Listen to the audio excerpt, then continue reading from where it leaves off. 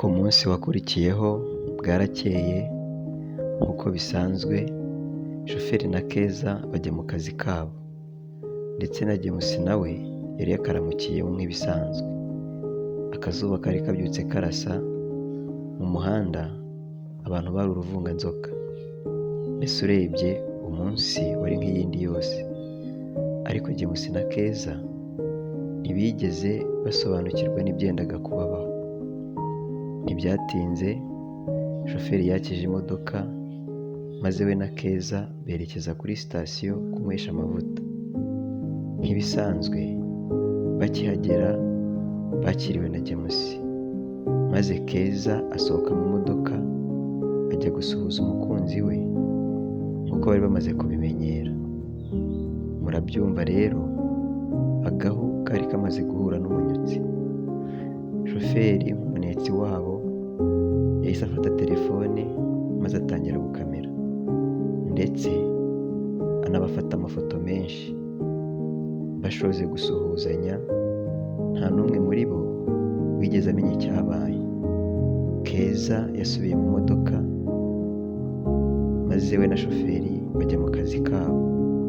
Bugorobye barataha. Shoferi yahise ajya gutanga raporo y'ibyo yari yatumwe, cyane ko yari yemerewe ko aza kongezwa umushahara nagerageza gukora akazi ke neza.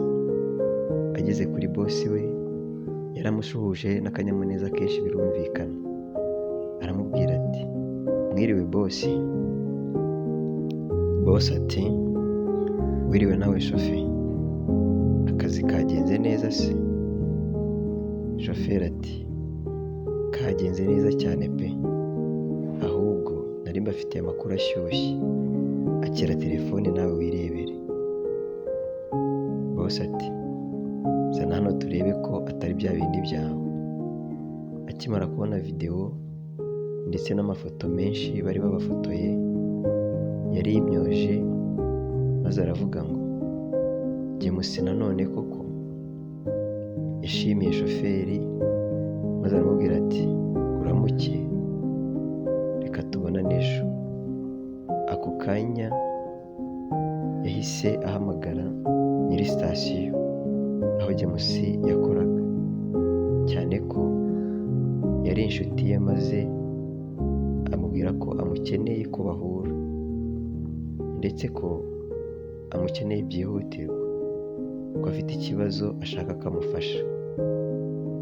Undi aramwitaba bwangu, maze se wa Keza aramubwira ati, "Muvandimwe, sinaguhisha kandi uri inshuti yanjye. Ubu ndeba mfite ikibazo kindemereye kabisa." Bosi mushya wa James aramubaza ati, "None se kutambwira ahubwo ugakomeza kwimyoza, ndamenya ndagufasha iki? Tobora umbwire numve ko hari icyo nagufasha. N'ubundi ahari abagabo ntihapfa abandi." Papa wa Keza ati, "Ndeka undorere wa mugabo we. Keza nibyariye agiye gutuma niruka ku gasozi." Bosi wa James ati, "Ngo Keza? None se byagenze gute? Ko nzi ko uriya mukobwa wawe yitonda. Ahari se yaba atwite?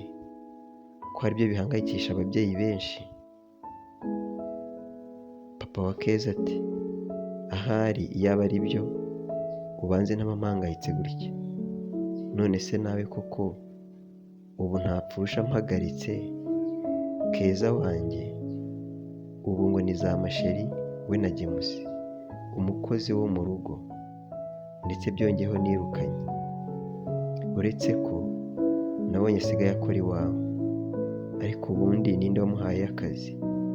Ko nari nzi ko agiye kumungana akandikira umwana wenyine."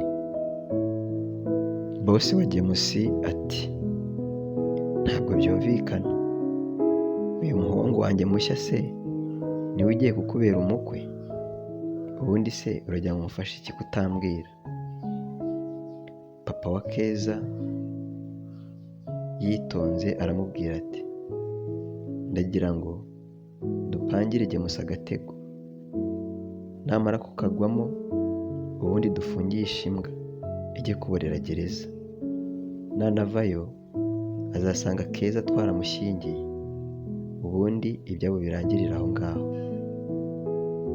Ntibyatinze umugambi barawunogeje, maze James ashyirwaho dosiye yo kwibisha esansi.